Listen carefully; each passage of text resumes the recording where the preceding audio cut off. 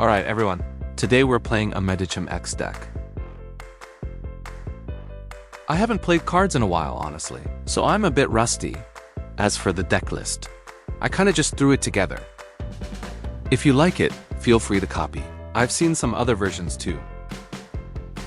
But this one is mainly about positioning control. So the prize trade looks pretty clean. We run Mars, and it's all X. So a 2+3 prize line is a pretty solid plan. Alright, first let's talk ideal opening setups. Best case is Sylveon in the active. And if you can evolve smoothly, even better. If you don't get the evolution though, it gets a little awkward. So to avoid that, Sylveon not being able to evolve properly, I included one copy of a supporter I haven't used in this version yet, Sightseer. And it also pairs well with Medicham. The Pokémon counts are kinda special. I run 2 lines each for Giratina and Sylveon. But for Medicham's basic, there's only one, and I have 2 copies of the Mega Evolution.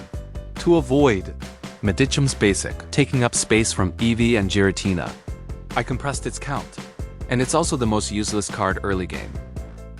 Late game, once it's up, it's hard to pivot it back out, and it's not exactly fast to set up either. It's hard to raise 2 of them, especially in a mixed energy deck.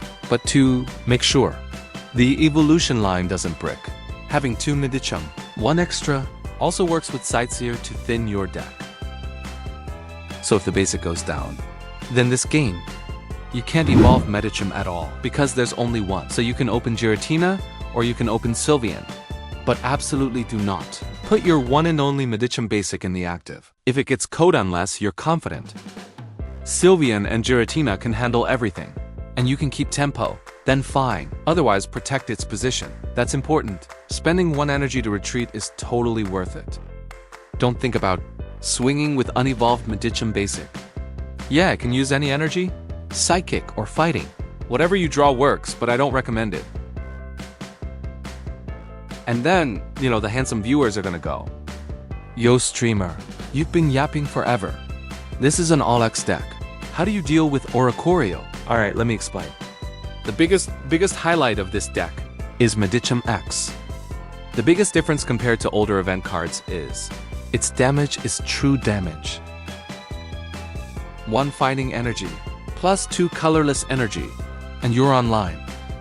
But if today, inside those 2 colorless energy, one of them is actually psychic energy, then your attack goes up to 140. And true damage means, no matter what I'm hitting, it's always 140. 2 common examples are ability-based damage immunity and damage reduction effects. Those types, they're useless in front of Medicham. We're doing direct damage, ignoring defenses. League of Legends terms, that's basically true damage. It's insane late game, it's super cracked. 1 punch for 140. So yeah, you can tell it's a late game card. This kind of true damage early game might not feel that crazy, because nobody has real defenses early anyway. Basics don't have much going on, and there aren't many damage reduction tools. So you'll feel like, hey, it's fine. But late game, 140 true damage is terrifying, especially against reduction type cards, like Mawile with Metal Core Barrier. Oh man. Punching into that feels so good, because Medicham's base damage is already not low. 140 usually means even a Mega dies in 2 hits. Depends on what healing they have. Diantha might be a little annoying, but we've got Mars, so it's fine. Last quick note about the deck list. When I built this, I did consider running those 3 new stadium cards, those 3 new stadiums. But the more I thought about it, they all look like they asterisk could asterisk fit. But none of them cover everything consistently. Like, not every effect is always relevant. If you really want to play Medicham, and you just want to have fun with this character, I think Training Court is still worth considering. That's stage 1. Attack boost can be used on Eevee, and also as a damage boost for Medicham. Please cut your streamer some slack. When I build a deck, first thing I have to think about is, can this deck actually use Medicham in a reasonable way? Second, can it survive in the current meta? I have to balance both. Or else, I can't design a deck and test it properly. Like, if I play this deck and I win every game, but I never even see Medicham. Yeah, it's in the list, but I never used it and still kept winning, then to me, that deck is disqualified. And if instead, I can make Medicham go crazy, like it's always online and swinging, but I'm losing every game, win rate is terrible, then that deck is also disqualified. Third, and this is the hardest one, but also the balance I want most, is that my viewers want different kinds of decks. On YouTube, I'm not too worried tons of handsome dudes. They don't even care what the deck is. They just click in to hear me talk nonsense. And honestly, there are a lot of those people. But on Bilibili, there's this thing where some viewers are pure strength players. They only care about power level. All I can say is, this game, going full strength mode isn't impossible, but it's not the main vibe. Most people are here to have fun. Luck is a huge part of the mechanics. And with more viewers, you'll also have a lot of people who can only play certain decks. So I lean more toward keeping my videos diverse, like covering all kinds of decks. That's basically my goal for deck videos. Of course, the biggest prerequisite, the prerequisite of all prerequisites, is that I personally have to be interested in the deck. If I want to play it, then I'll film it. 这是这一次的彩蛋宝可梦。如果你喜欢我的影片，订阅按赞，麻烦用力给它点下去。感谢所有支持，小弟弟我感激不尽，你们一直都是最顶的。After saying all that, it's actually pretty simple. For fun decks, the moment they're designed, their power level and ceiling are basically fixed. Maybe the variance is huge, but either way the win rate is what it is. So if you happen to want to try this deck, and you also happen to trust me, then go ahead and give it a shot. But if you're a pure strength player, I don't recommend touching fun decks, because the moment you do, your win rate will drop. That's it. Alright, the third match today is against Giratina's Natural Predator Jolteon. Let's see how I deal with this one. Their start is insanely smooth. Jolteon in the active evolved immediately, plus Copycat drew 3 cards. An absolutely ridiculous opening. My opening isn't ideal. I do have Pokeball. I have Professor Oak, and Eevee showed up too, but the board isn't what I wanted.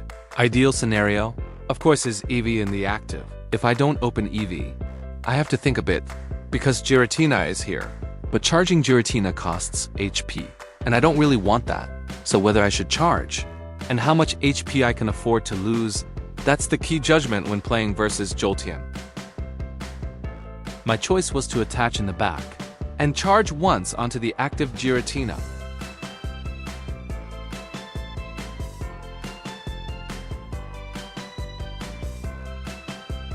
Then they evolved their backline. Both Jolteons evolved.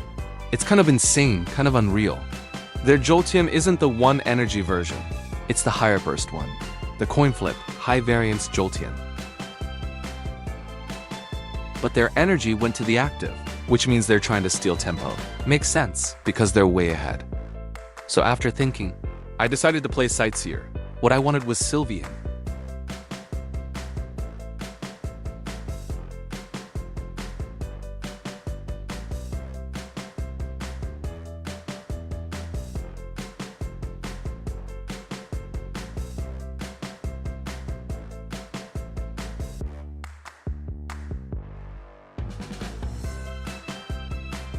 When you're playing against Jolteon, be careful about attaching to unevolved basics.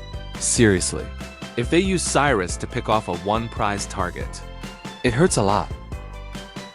So I don't want to right now. Attach energy to Eevee, or to Medicham's basic. At this moment, my Giratina is tanky enough to absorb 1 more Jolteon hit. But after that it gets awkward. Once I reach 4 energy, my HP is basically gone. So what I want to do is turn Giratina into a tank, while also being my charger, because we have Dawn. And Medicham is already out. The only thing missing is a fighting energy. If I can get Medicham online, I can absolutely 1vx. I can sweep them. Cleaning the board with Medicham is no problem. So the key is how I protect Medicham.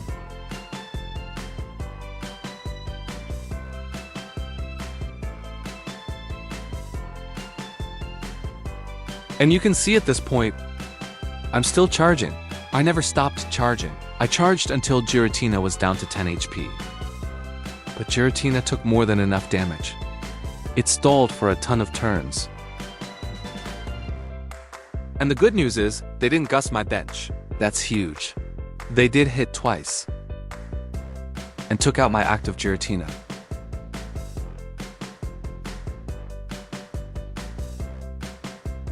Then the second Eevee shows up. Quickly evolve. Do not let them have any 1-2 prize line. And this turn, the fighting energy arrived. That's the horn for the comeback. Dawn in hand, Mars in hand. Cyrus is also in hand. All the strongest late game supporters are here. And it looks like my Medicham isn't online yet, but because Dawn is here and the energy arrived, next turn, Medicham can start punching immediately. Before Medicham comes up, let's fire off Mars first. Break their attacking tempo.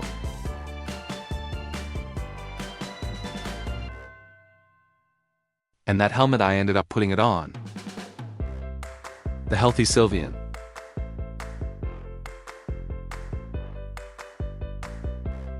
Because there's a high chance the active Jolteon hits. Are active. Sylveon. But my damage is already enough. I don't need to save the helmet for Medicham. And to thin my hand, I ended up tossing the helmet onto the bench. Luckily, they didn't draw the key supporter. They drew Sights here instead. And for me, that's the best possible outcome. It means my bench is way safer now. Their hand is basically empty. So now they're praying for top decks. Not that easy. Top decking is pure luck. After I one-shot their active Jolteon. Next turn is the most important one. Both sides are down to 2 prizes.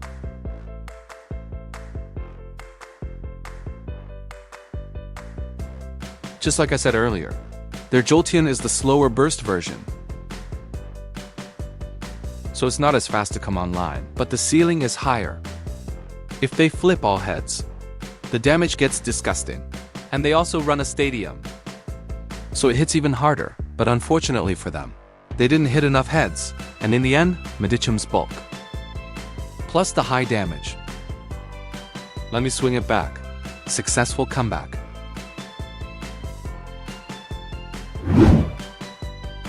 For today's last match, I'll let you watch it on your own. Thanks for making it to the end. I'm a Greninja player. See you, peace.